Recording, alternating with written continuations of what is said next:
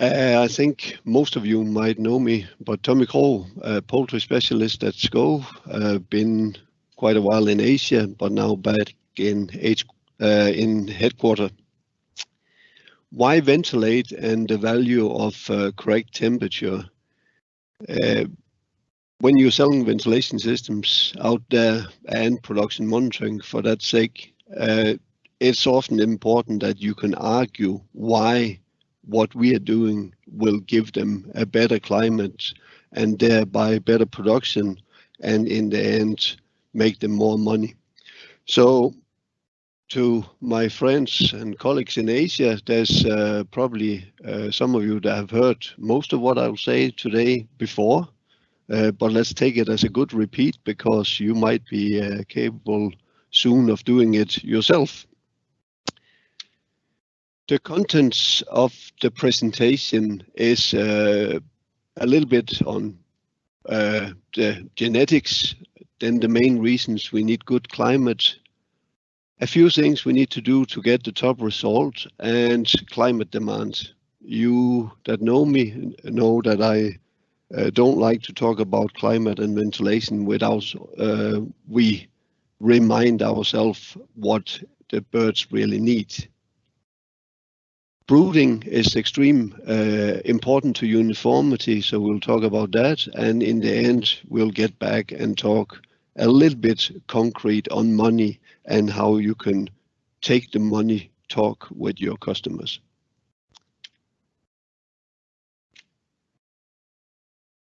The broilers, the breeders are the same genetic material. It's basically just a generation different between our parent stock and the broilers. So what we do to make a uniform bird in our broiler house is basically exactly the same processes we are doing and need to do in the rearing houses. So you can say it's equally important in broilers and in rearing. There's just a generation different, and we grow the rearing birds much slower because we want them to have a strong body when they come into egg production. The uniformity is extremely important both in broilers and in breeders. Broilers, we need uniform birds into our slaughter plant. Breeders, we need uniform sexual mature birds coming into egg production. And you could say a lot of that is also true for layers. Layers, however, is quite different bird genetically. So the rest of this presentation might not directly be relevant for layers. So you can use this presentation for both broilers and breeders, you can say. The things we need to do right, yes, we need a good genetic material. We need some good housing, and we need some good health and biosecurity. So there's quite a few things we need to do right. The feed and water quality, of course, also have to be of a good quality, clean, sanitized. And if we talk about the point that concerns us the most, you can say we need a good environment, we need a good climate for our birds. I wonder how it goes with that automatic translation with my broken up English, but we'll see. When you have these points right and do good in all areas, you still need the farmer's good management to tie it all together so that he can make the most money out of it. I hope you all have seen this instruction before, our little user guide to our system. You can say, what is the main things we set in our controllers for getting the right condition for our birds? It's about bird comfort, it's about litter management, and it's about air quality.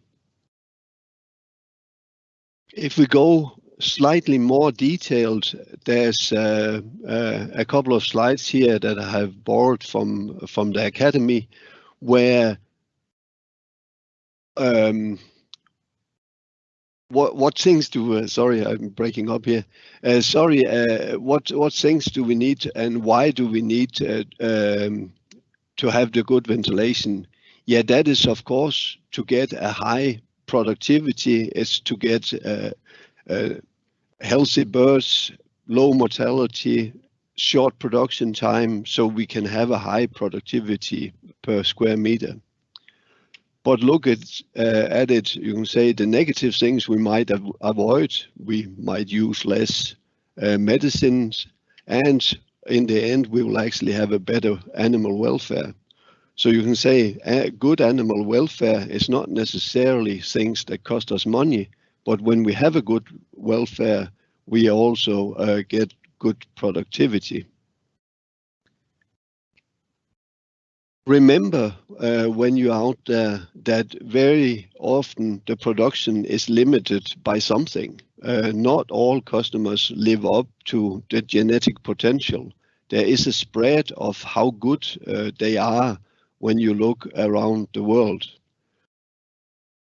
What is the limiting factor at your customer? Yeah, obviously, if it's the climate and the ventilation that is the limitation, then you'll help him greatly by selling him a new ventilation system. However, if his limitation is very bad feed quality, bad management, he might not get the full benefit of a better ventilation system. So have it in mind, have a talk to him so he have the correct expectations when he go into a joint venture with you taking your ventilation and production monitoring. The bird's climate demands, and yes, it is fully intentionally, the bird is here put in a magnifying glass because looking at our birds is really the only way we can get the feedback from what the birds are thinking about what we're doing. I can't speak chicken language. I think most of you can't either. So when we talk about the climate demands for the birds, the obvious we most times think about is the temperature. And yes, temperature is very critical. We need to have the right birds for the right temperature for the birds to grow optimal. So a degree too low, the full flock, we might lose our profit. A degree too high, the full flock, we might lose our productivity and thereby our margin. So temperature is very, very crucial to the bird's performance. Airspeed is a part of the way the bird feels the temperature. You can fan yourself to make yourself feel cooler. The birds also feel cooler when we give them airspeed. If the surroundings are slightly cold, airspeed will mean draft, which is unpleasant. On the other hand, if the birds are too hot, hot conditions, a draft, a breeze will make them feel better. I'll go and turn on the light again in the office here because I'm not sure you can see me anymore. Lights turn off automatically when people are not moving. Righty. The next part in climate demand I want to mention is humidity. Humidity don't greatly influence the way the bird feel the temperature. Of course, extreme high humidity, yes, make them feel warmer. Extreme low humidity, they might dehydrate quicker in the brooding process. So humidity is important, but humidity is also very much linked to the litter quality. So it's one of the tools we have to help on our litter quality. But you heard a lot of that last week when Martin was talking about litter management. I'll here link the humidity a little bit to air quality also. As you can say, the humidity sensors we have in the room is also a sensor that give us an indication of how much are we ventilating. So how big is our air exchange? The more air we exchange, the better air quality we typically get in the houses.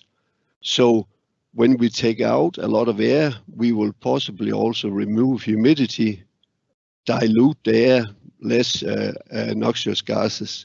So humidity and air quality is greatly linked. As you have heard me say before, one of the words I really love in chicken production to remind ourselves about all the time is uniformity. Most time I like to hear what it is in the local language, but today we'll stick to the English because I'm not sure who is sitting out there listening. Uniformity is important in all ways.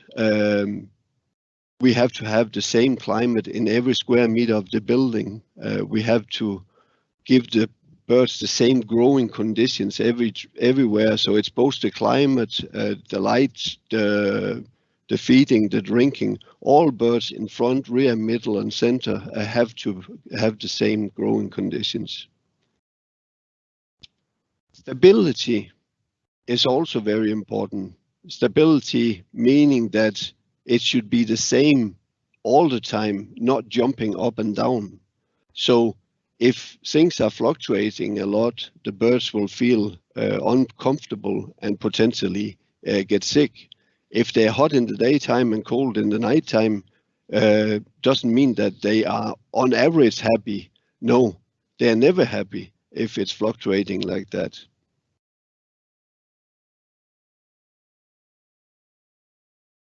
I'm actually more nervous than I thought I would be.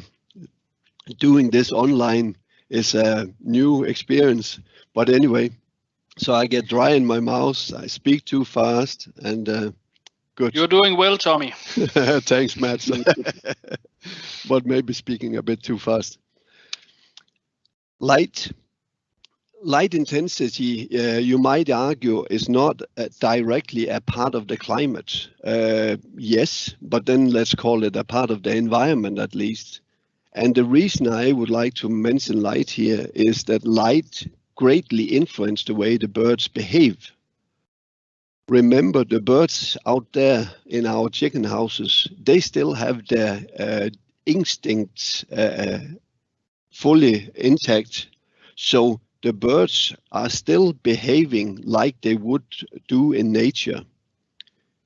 They would only go out in the sunlight in the middle of the field to search food and water. They would never dream about sitting out in the middle of the field to sleep. They will always go back into the forest, into the bushes, and hide themselves when they want to take a rest because they're scared of the predators that want to eat them. Why am I saying that? Yeah, I'm saying that because light intensity also will influence the way our birds are distributed in the houses. And you heard Martin talk about it last week on the litter management. When our bird distribution get bad due to the light, we get litter issues. But in our breeder houses, if we just should mention breeder for a second also, for sure, where we have the darker area in our breeder houses is where we would typically get our floor eggs. So do remember to take the little talk about light also when you are talking ventilation and production with your customers. All these things, we have nice, great sensors at SKOV: temperature, humidity, CO2, ammonia, light sensor.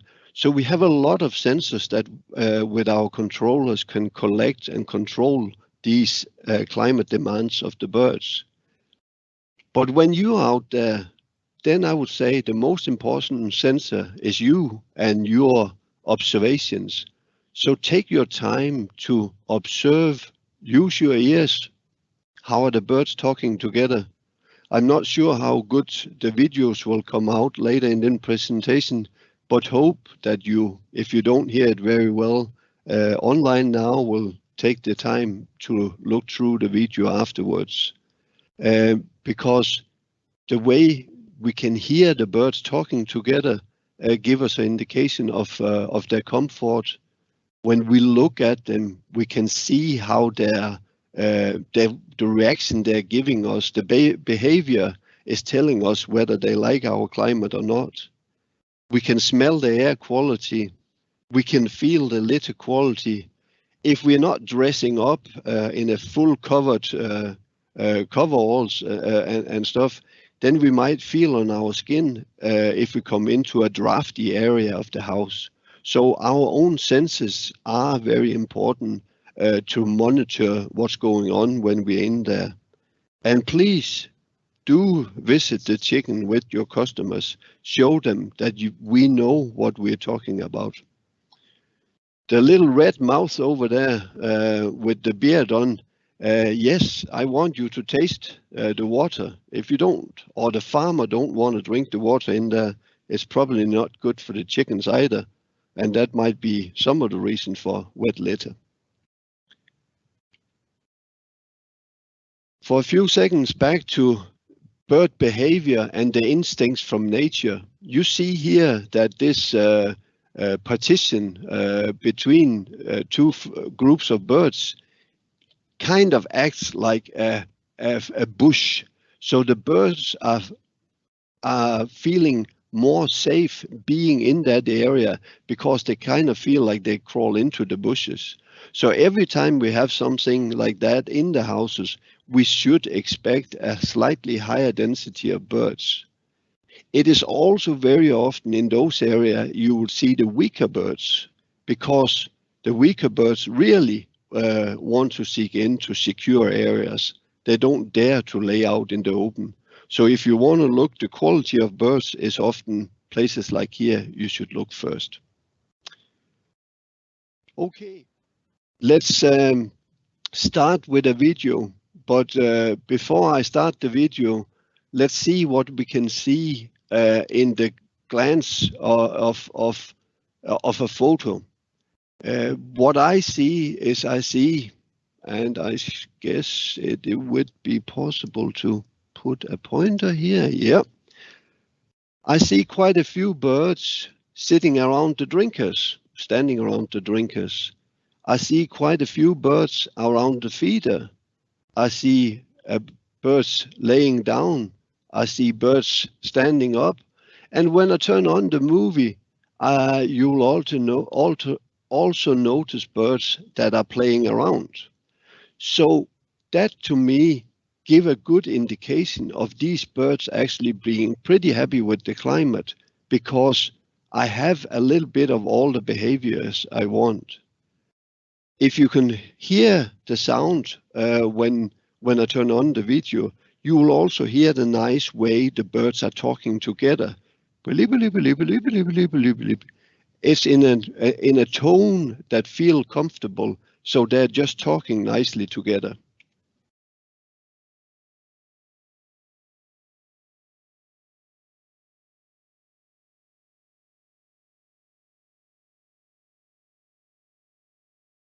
That's kind of how I would like to see it. This brooding condition is, or brooding setup is from Indonesia. There's quite a number of other things I don't like on this brooding setup, such as they don't use the feeder pan here in the beginning of the flock. That's a little bit crazy to me. That's where the birds have to eat the rest of their life. As European people, we're lazy. We don't like to have all this manual filling up of this manual feeders when we have a perfectly good feeder right next to. And the mini drinkers, yeah. If you want to give some sugar products the first few hours when the birds are in there, they're fine, because often you don't like to get sugar stuff into your drinker lines. But why have the drinker line hanging up so high that no birds can reach them? That's where they have to drink for the rest of their life. So we might as well train them to drink there straight away. The paper, the full cover paper on the floor, I do, however, like, as it's making sure that the birds cannot eat the litter. Whenever they're pecking at something, it will be feed. So we want them to find out early in life what is feed, what is water, so they get stimulated to growth. And also when they get feed into the system, they get a stimulation in their body to grow their immune system, so to say. If we jump to Japan for a minute, looking at this picture, which is also a movie, we already see the birds are grouping a little bit. We see relatively few birds standing up. We hardly see any birds at the drinker lines. Very, very few birds at the drinker lines. Birds are sitting down. Try to notice also the talking together, if you can hear it for the noise of the heater, but they're not talking together very much. Just for your information, Tommy, the sound is not possible to hear on the videos. Oh, then maybe on the recording afterwards. We'll see. Thank you very much, Mats. Then please pay attention over here to the right-hand side along the wall. During the video, there'll come a guy walking, clapping his hands. Wake up, wake up, wake up. So what he's basically saying is, I don't like that you're just sitting down doing nothing. I would like you to stand up and eat and drink. So he's trying to wake them up with his clapping his hand, and that's for sure not the way to do it.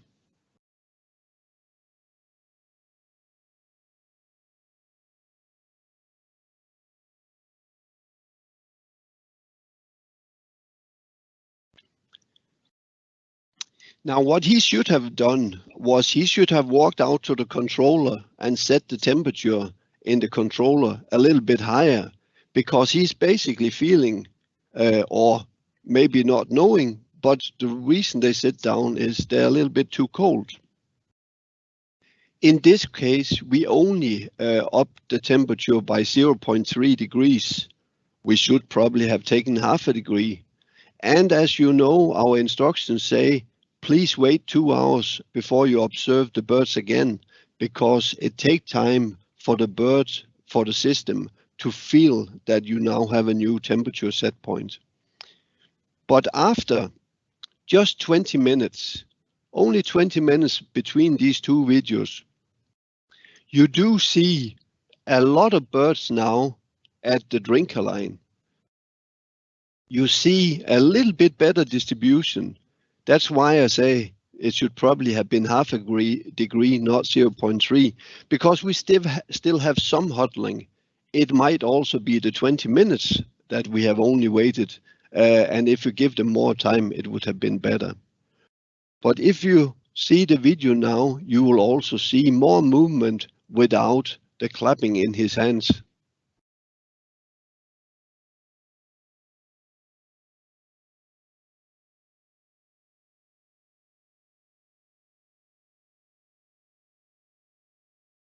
So we see that a little bit too low temperature make the birds lay down, huddle together.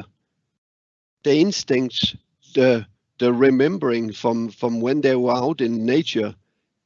If we're cold, let's sit together with our brothers and sisters, maintain the body heat until mom come and heat us up again with her body by laying down over us. Similar things happen when the birds are too hot. Here we are back in a house in Indonesia, neighbor house to the house we saw just before. If we look at the still picture, we will see a lot of birds laying down flat. Actually, almost no birds are standing up. That's already an indication here that they are probably not comfortable with the temperature. When you see the video after, I hope you will then see that and hear that there's almost no talking together. There's a few small screams, like very high-pitched screams from birds. Again, a bird screaming like that is saying, I don't like this. Would anybody please do something about it? But let's see the video.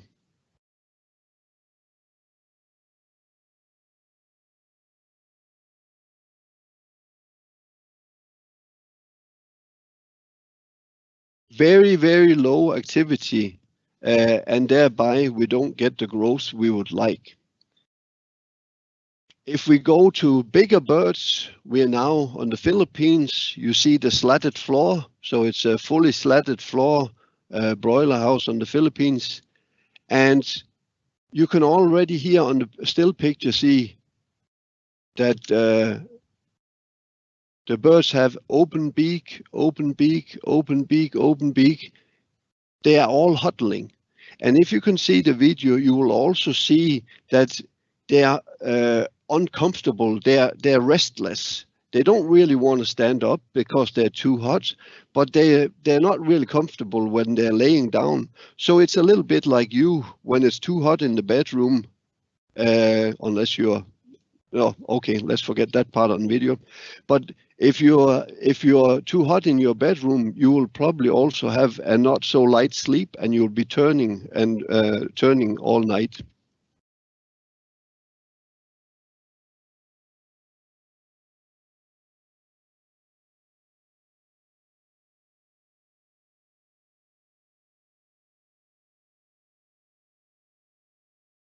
Hope you saw it. I'm going back to this instruction, despite we have talked about it, or I have talked about it once already. And the reason I'm doing so is, yes, our ventilation systems are better than most competitors. Yes, a good setup SKOV ventilation system will create a more uniform, a more stable climate that should be good for the birds. But if the management part is lacking a little bit, if they're not having the set temperature correct so that we get the correct bird comfort, then our system is not a lot better than the competitors, because if all the birds are huddling due to wrong set point, he's not getting a better result. If he's getting bad litter because he don't know how to adjust his drinker line, and he don't know how to use his humidity setting to create himself a good litter, then we are not recognized as a better, being better than the competitors. The same with air quality. Entering the dead is more a matter of he get his production monitoring so he can compare and analyze what is going on when.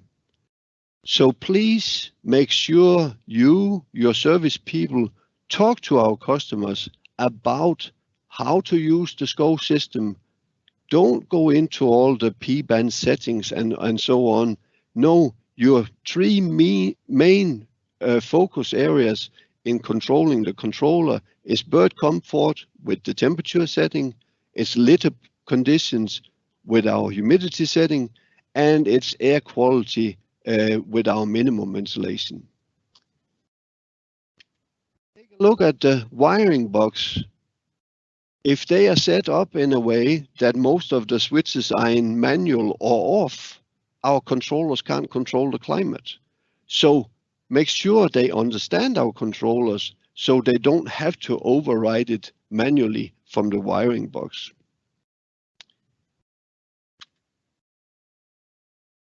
Bell curve, whatever we might call it, I'm pretty sure some of you, most of you have seen this curve a few times in school. And standard deviation curve, we also call it, or uniformity. So it's all about everything in nature is distributed according to this curve. We are some tall people. I'm probably an average person. There are taller people than me. There are smaller people than me, also when it comes to body size. The same with the birds.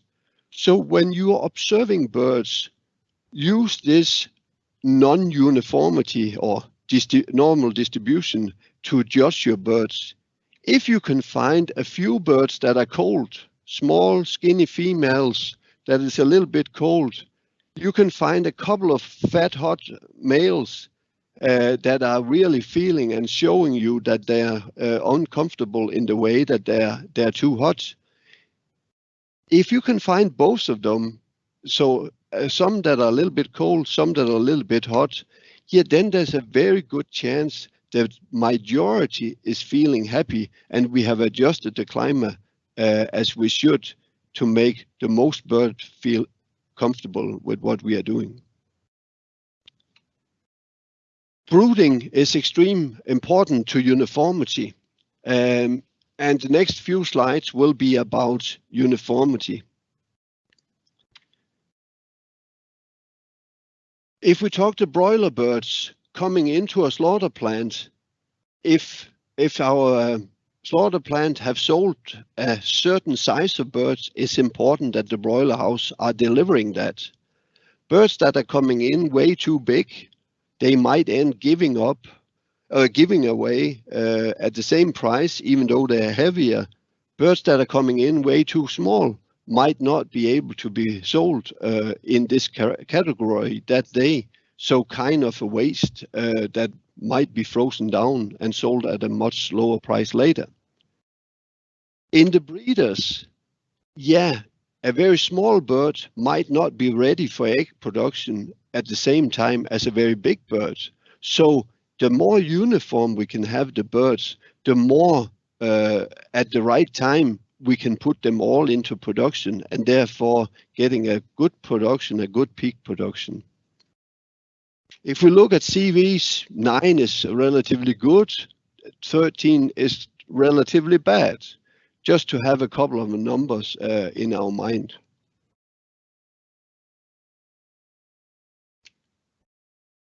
If we look at a climate that could be, we have big variation in the climate in the brooding area, or it could be that we have it slightly too cold. When your day-old birds are coming from the hatchery, they will probably have a very, very nice uniformity. Typically, it will be close to about a CV of 7. So all the birds are almost of the same size. If this climate right now, where we place the birds, is slightly too cold, what will happen to this CV? Yeah, the big bird, the 40-gram bird, it might be me, that are this little 40-gram bird. I might feel it a little bit uncomfortable, but I'm okay because I'm one of the bigger birds. I'll feel okay with this climate. So I'll go and eat and drink, and tomorrow I'll have grown about 30% of my body weight. I'll tomorrow have a weight of 54 grams. If we take the small birds, the small skinny birds that have been laying there huddling and waiting for their mom to come back and thinking, oh no, don't worry, I have a yolk sack. I can wait for 2 or 3 days. Mom will come back and heat me up so I can go and eat and drink also. Laying there huddling and not growing, they might lose about 10% of their body weight. So tomorrow they are down to maybe about 32 grams. So by this wrong, a little bit too cold climate, we have suddenly destroyed our CV in a matter of 24 hours just by having the wrong brooding condition. That can be bad preheating so that we have a cold floor, which is bad for our litter, we know from last week, but it's also bad for our bird comfort because we might have a room temperature of 34 degrees, but if the floor is cold, the birds will feel the cold floor temperature, not the room temperature. Had we done things right, we would have had a much better CV than when we did it wrong. But not only would we have a better CV, our average weight would also be very greatly higher. So the average weight would be higher and the uniformity would be better. 2 things talking in the right direction. This old graph, you might have seen it. There have been different versions of it for the last 20 years, where we look at the x-axis is the weight that the birds have at day 7, and the y-axis is the weight that the birds have at slaughter time. And we can clearly see the higher weight we have at day 7, the higher weight we'll end up getting at slaughter time.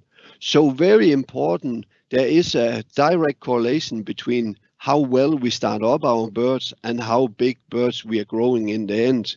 Here indicating a 1 to 8. So 1 gram heavier on day 7 might give us about 8 gram heavier on day 38. Another way of looking at it, if you look at the black curve here, our growth curve for a broiler, how we normally see them growing up to 42 days, sorry, old Excel, they should be about 2.9 kilo at 42 days today. But we kind of see on this curve that we feel, oh, wow, they grow faster and faster, great. They not grow so fast here in the beginning. But if we look on a day-to-day growth of the bird, this 0-day-old bird becoming 1 day old have grown close to 30%. If we take the same bird at 3 weeks, they are already about a kilo heavy, and they're only growing less than 10% of their body weight, 90 to 100 gram. So the high growth rate is in the beginning.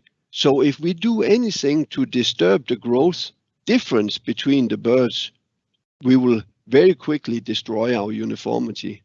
Bad uniformity will also lead to bad FCR.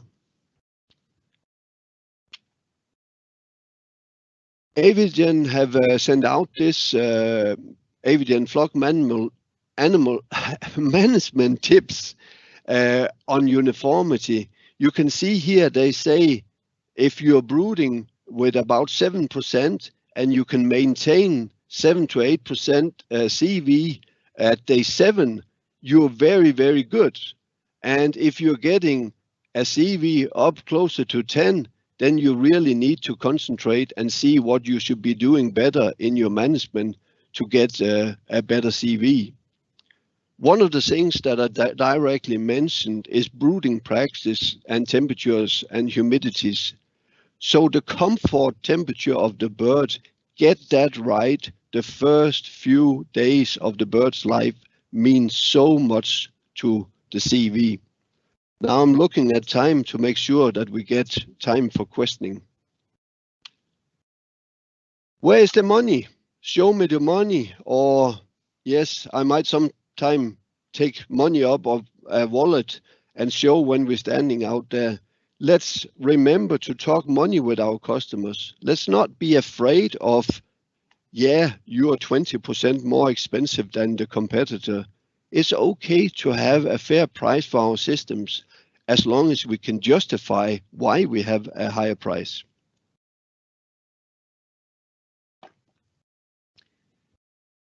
I typically ask, where is the big money in a flock of broilers?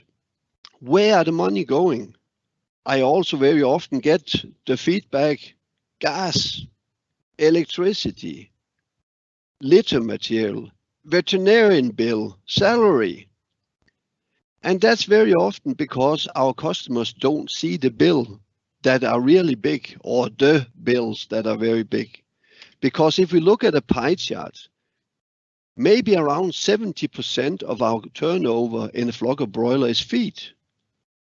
But if the farm staff never see the bill for the feed, they don't really think about this big bill. The day-old chicken, maybe 15 to 20% of our turnover. But again, if the farm staff never see a bill for the day-old chick, they might forget about it. The one most of us forget, depreciation and interest. Somebody have to pay for these buildings. This is very easy, between 6 and 10% of our turnover, depending on where in the world, what is the building cost and what is the interest rate. That's why they very often think about, yeah, but my gas bill, I was using 12 bottles of gas this flock. I normally only use 10. That's a 20% increase. Yeah, but what is the cost of those 2 bottles of gas? If you have maintained a good FCR, it's very, very, very small money you have invested in a good climate to get a better FCR, which would give you great big savings. So yes, we should not waste electricity. We are producing fans and controllers that try to optimize our electricity consumption, also our gas consumption. So yes, of course, we should not waste it, but using the amount we need to get the birds having a good climate, that we should use and not save, because if you save and make the climate bad, you will end up having huge amount of waste, either in dead birds or in bad FCR.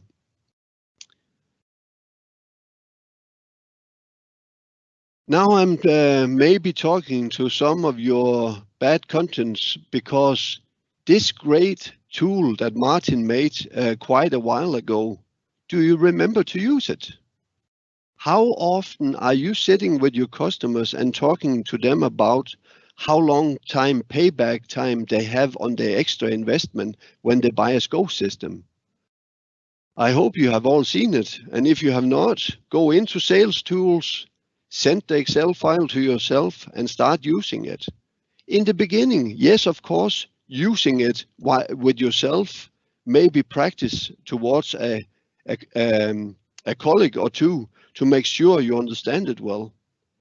Very often the production figures we need to fill in here, we will only get the true figures if we ask the customer in a time where we're not discussing price and money.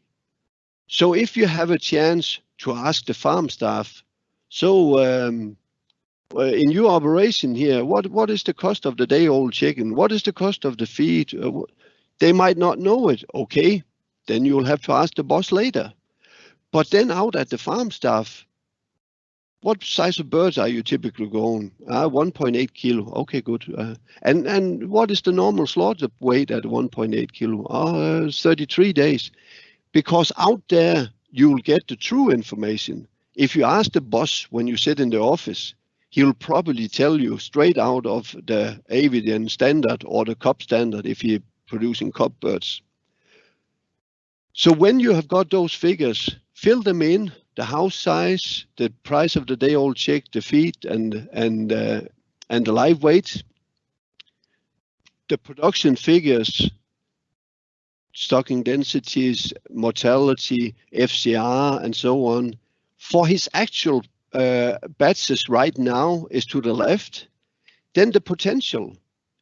Talk to him about if you could just decrease the number of days to slaughter by half a day.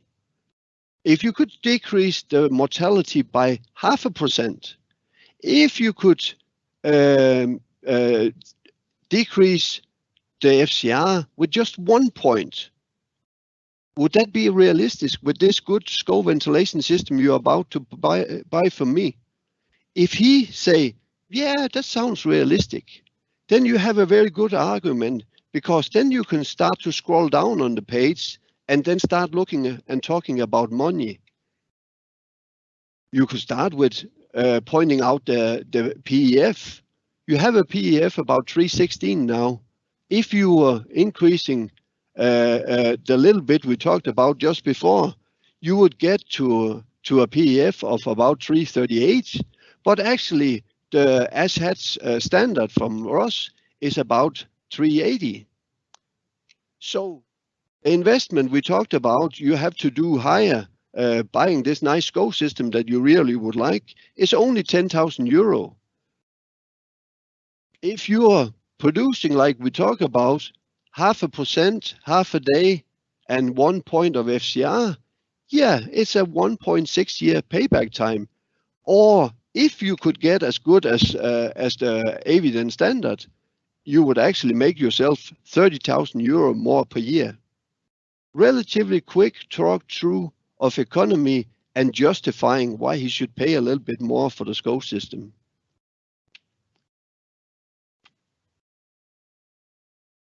Broilers and breeders have the same genetic potential, similar, and the rearing birds are also needing a lot of good climate to be uniform. What are the main reasons that we should concentrate about good climate? If you cannot have, if you don't have any of those keywords in your head, better productivity, lower FCR, lower mortality, then make sure you refresh your mind so you can discuss it with your customers.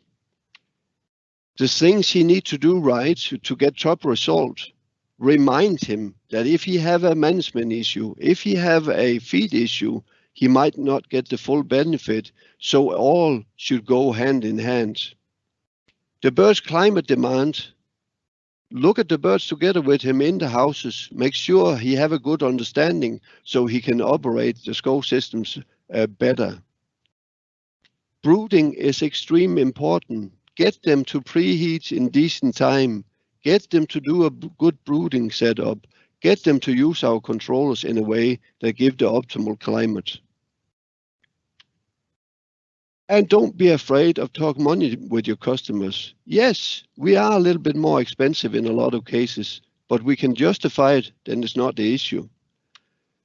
I'll start with say thank you for listening so far, and now I'll put Mats back in action and we are ready for questions.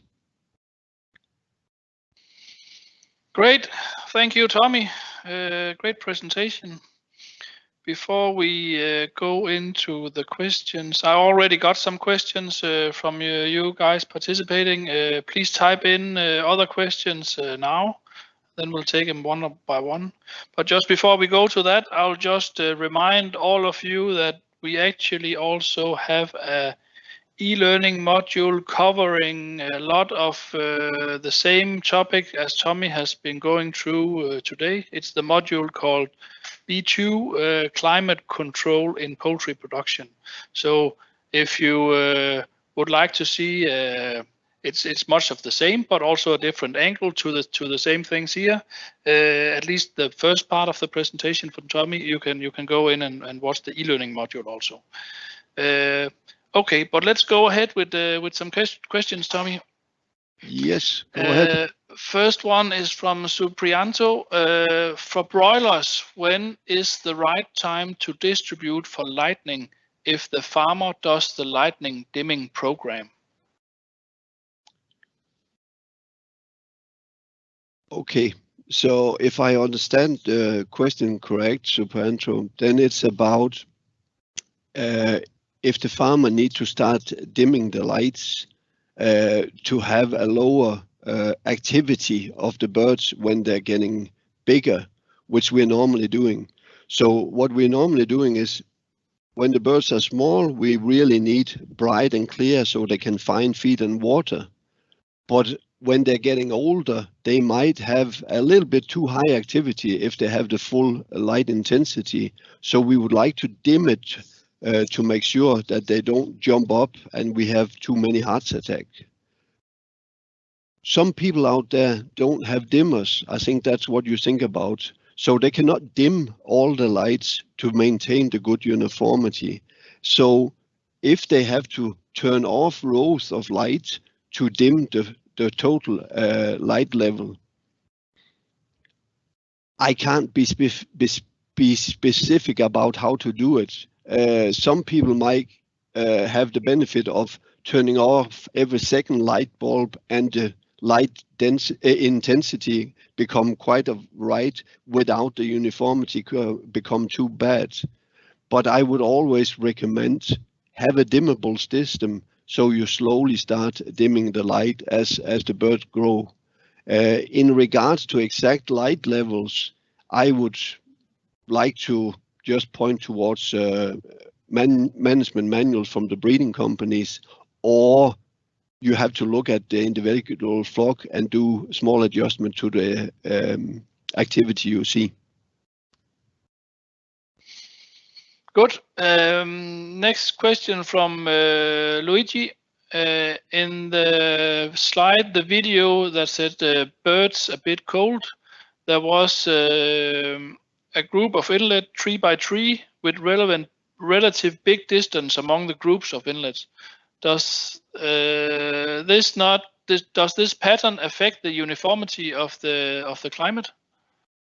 It certainly does, and very, very well spotted, Luigi.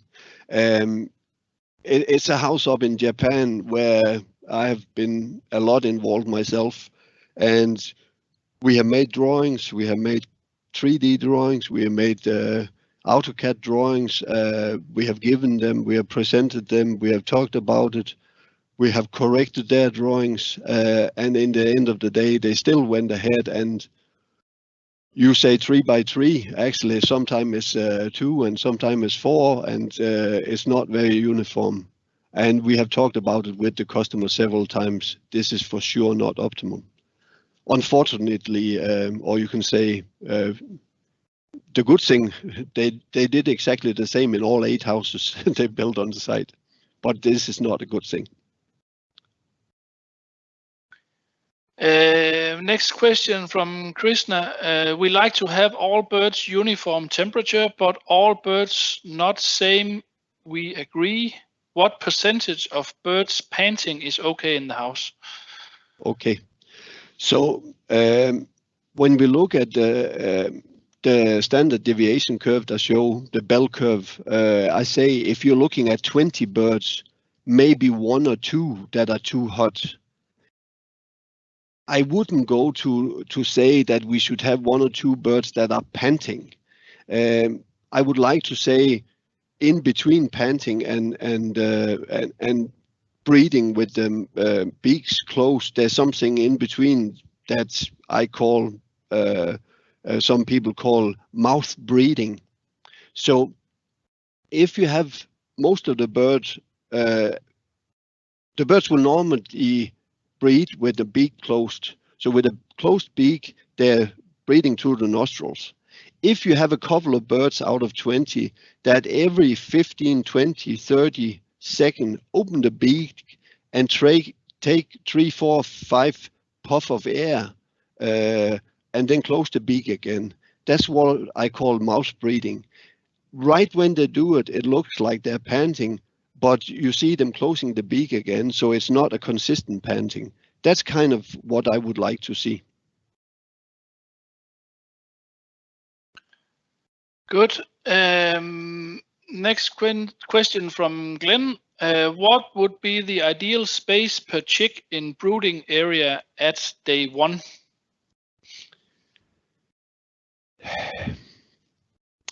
In Denmark, in Northwestern Europe, as I said, we're lazy. It might not only be we're lazy, but labor is very, very expensive. You have maybe seen me talk about the 6 houses down from Leif Barsballe, where he's managing 6 houses himself alone. We can find examples in Europe where people are taking care of more than 300,000 birds themselves alone. So it's not only a matter of being lazy; it's also a matter of high labor cost. So actually, in most part of Europe, we would not make brooding areas.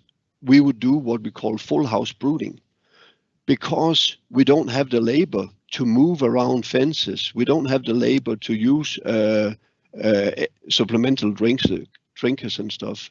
So we might roll out some paper in the beginning from end to end in the house, but we'll be utilizing the full house. If you're talking about part house brooding, I would again prefer, rather than saying something here, to look in the management manuals of the breeding companies and take their figures. It's their genetic material, so we should listen to their advice as well. Good. Next question is from Victor. What is the optimal and acceptable CO2 level in day 0 to 21? Most places, 3,000 to 3,500 are mentioned when we look at SKOV material, when we look at the breeding company's material. So most people are talking about this level for not damaging the birds. I think it also, we probably also need to take into consider what type of birds we are producing before we can be more specific. If a producer in Saudi Arabia producing a 1.4 or 1.5 kilo live weight birds, they are hardly 30 days old by the time they get killed, or might be less than 30 days when they get killed. So they have never gone up to the full growth potential of 200 some grams per day, 220, 240 grams growth per day. A 30-day-old bird has never come to there. So the body is never stretched to the limit.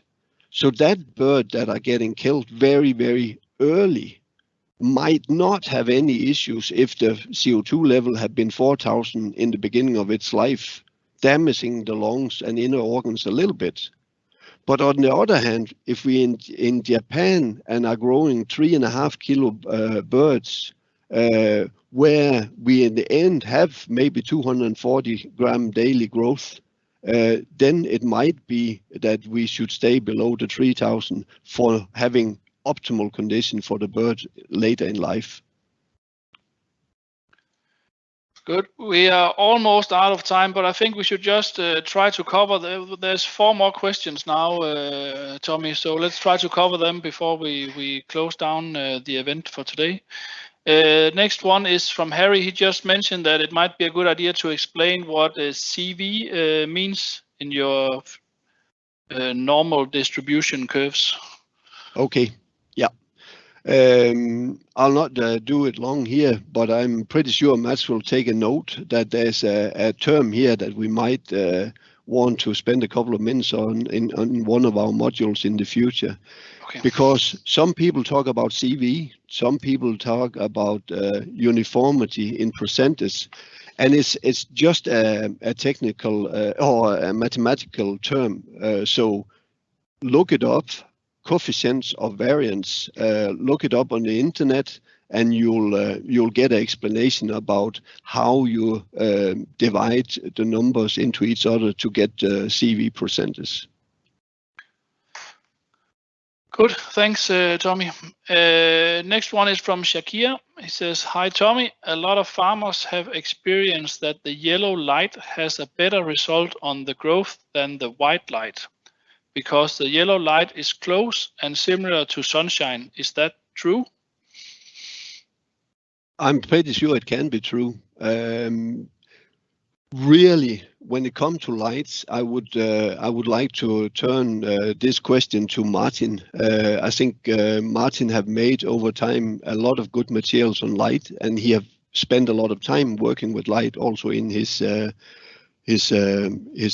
own company. Light do for sure affect growth. We also know when we joke about red light district, about these bar areas, yes, these red lights are supposedly giving us hormone production, making us think about sex. Blue lights might calm things down. So there is a span there, and most of what we're doing in chicken houses should probably be something close to daylight or sunlight, as you say. Okay, good. Thanks, Tommy. Next one is from Luigi again. When we talk about payback, what subject you recommend to put on the table when we talk about a growing farmers that don't buy feed and old chicks, and he is not really awarded by the integrator when he achieves a better FCR? That's a good question. That's a good one, because if he is not really awarded by good productivity by the integrator, yeah, then he's a little bit in the shits, because him doing better might not really give him more money.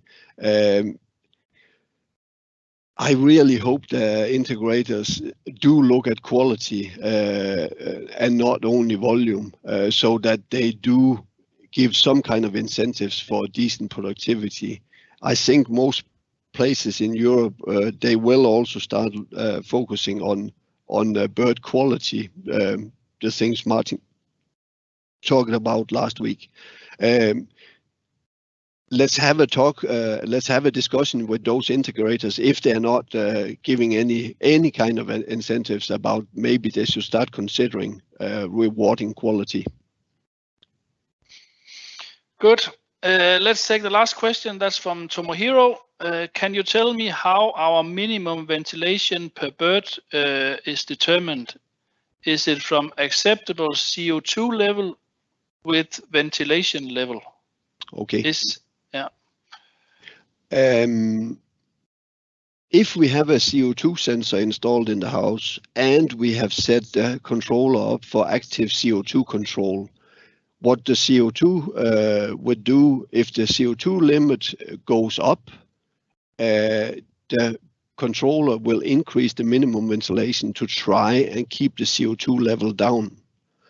There are some limitations to how far it can move the CO2 ventilation up, but it will try to maintain the correct CO2 level without suffering too much on the temperature set point.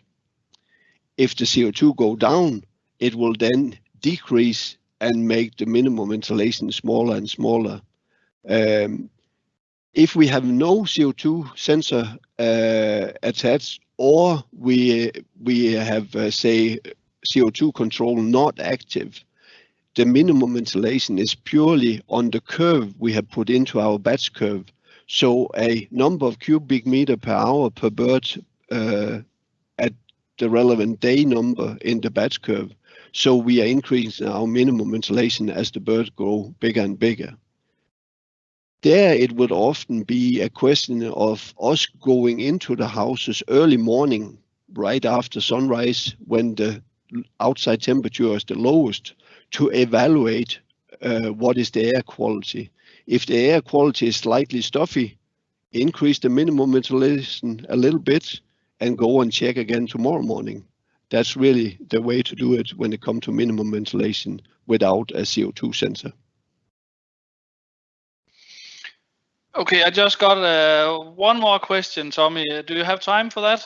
Yeah, go ahead. I will take that as well. So it's from Verkit. And Verkit is asking, in general, we offer 2 bird weighers per house. Is it enough to use weight data from 2 bird weighers to determine data of the house? If not, what should farm managers do? Right.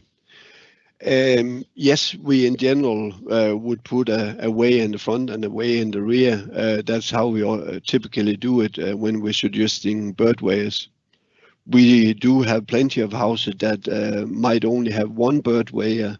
And obviously, if we have difference from front to rear, we cannot see it on 1 bird weigher.